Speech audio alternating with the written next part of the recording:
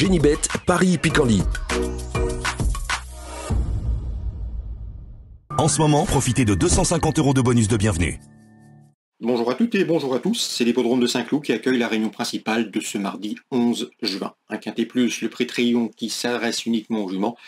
Nous l'évoquerons dans la première partie de l'émission. Dans la deuxième, j'aurai des coups de cœur, des informations à vous transmettre pour le reste du programme. Comme vous le savez, il vous est possible également de liker et de partager cette émission via nos différents supports sociaux. Donc pour ce quintet, plusieurs d'entre elles, des 16 concurrentes au départ, viennent de se mesurer dans le prix Pistol Paker le 20 mai sur cette piste de Saint-Cloud. À mon avis, c'est la course référence par excellence. J'aime beaucoup le numéro 12, Terre de Guerre, 4e de ce prix Pistol Paker, et ce en dépit d'un mauvais numéro dans les stalles de départ. Elle affiche à ce jour 8 podiums en 12 courses courues, et je la pense capable de s'imposer, cette jument grise, le 12, Terre de Guerre. On lui posera le numéro 10, Alva, qui a également participé à ce quintet référence prix Pistol Paker, se classe en 7e, mais une 7e place malheureuse. Elle a été fortement contrariée dans sa progression dans la phase finale, n'ayant pas les coups des franches qui lui coûtent un meilleur classement. Elle affiche à ce jour 5 podiums en 14 courses courues et compte également 2 podiums, 2 places dans les 3 premiers en 7 quintets courus. À mon avis, c'est une bonne chance, numéro 10, Alva. Attention également au numéro 4, Si Yuping, qui avait remporté un quintet plus, c'était l'an dernier, à pareille époque, qui s'est classé également 2e du quintet référence prix Pistol Paker, confirmation entendue. Au numéro 8, Fredja, confirmé à ce niveau, une victoire et 3 places pour elle en 8 quintets courus, et affiché sur le podium 3e de ce même quintet référence prix Pistol Paker. Le numéro 2, Ethel Nignon, n'est autre que la lauréate de cette épreuve référence, le prix Pistol Paker le 20 mai. Elle a été remontée de 8 livres sur l'échelle des poids, mais à mon avis, elle conserve son mot à dire pour l'obtention d'une place. Je me méfierai également au numéro 15, Sassika, qui s'est classée 5e de l'épreuve référence. Elle tentera de faire aussi bien, d'autant que ce jour-là, elle a été courageuse en dépit d'un parcours le nez au vent. Le numéro 6, Aversa, s'est classé 6e. Les espoirs de revanche, à mon avis, sont assez faibles. Elle avait remporté un quintet plus à Fontainebleau au mois d'avril. Elle n'a plus de marge de manœuvre au poids, mais elle peut batailler pour une allocation. Je me méfierai également du numéro 3, A Test of Honey, qui s'est classé à l'arrivée d'une classe 2 à Chantilly et qui depuis a couru une listed race. C'est une listed race où elle n'a pas démérité. Donc dans ce lot, dans ce handicap, elle pourrait bien venir corser les rapports. Résumé chiffré, 12, 10, 4, 8, devant le 2, le 15, le 6 et le 3. En cas d'en partant, attention, 14, c'est Carelia. On se retrouve pour les coups de cœur. En ce moment, profitez de 250 € de bonus de bienvenue.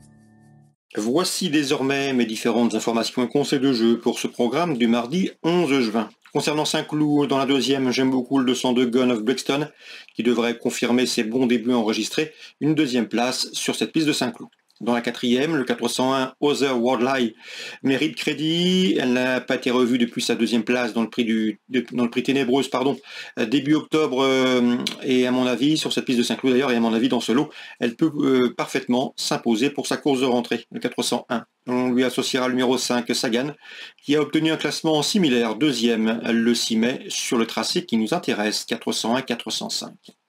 Concernant Angers, Réunion 3, pas mal d'informations à vous transmettre. D'ailleurs, sachez que des interviews sont disponibles gratuitement sur canalturf.com pour établir vos jeux et pour vous aider dans vos choix. Concernant la 5e, Yvan Gauthier présente une jument estimée, c'est le 513 Joy Duril, qui reste sur de bons résultats, elle sera pieds nus et à mon avis, elle devrait jouer les premiers rôles. On lui associera le numéro 7, Jésus des Temps, en constant progrès au sommet de son art actuellement. Il a couru 5 fois en 2024, résultat 4 victoires. La corde à droite ne le dérange nullement. 507, 513. Dans la 6e, information à mon avis intéressante et spéculative concernant le 606 Chiara de Laffy. Franck Copin l'aime bien, il nous l'a déjà conseillé et elle a répondu présente en faisant l'arrivée et souvent à belle cote. C'est une jument qu'il estime en retard de gain. Il faut avec elle être prudent dans le premier 500 mètres et au premier kilomètre. Ensuite, elle n'a besoin de personne pour effectuer le dernier tour de piste, le 606 Chiara de Laffy. À mon avis, c'est une jument à suivre. Concernant Loïc Martin, il m'a parlé en bien du 712 Chronos Julieno, un cheval qui n'est pas précoce, mais qui a de l'avenir, qui progresse constamment. Il est allé devant dans le groupe de tête dernièrement. Cette fois-ci, on va sans doute s'efforcer de le maintenir à l'arrière-garde et le faire finir, mais son potentiel reste intact. Il a le potentiel ici pour figurer à l'arrivée le 712 Chronos Julino, confié pour l'occasion au bon soin de Jean-Philippe Monclin.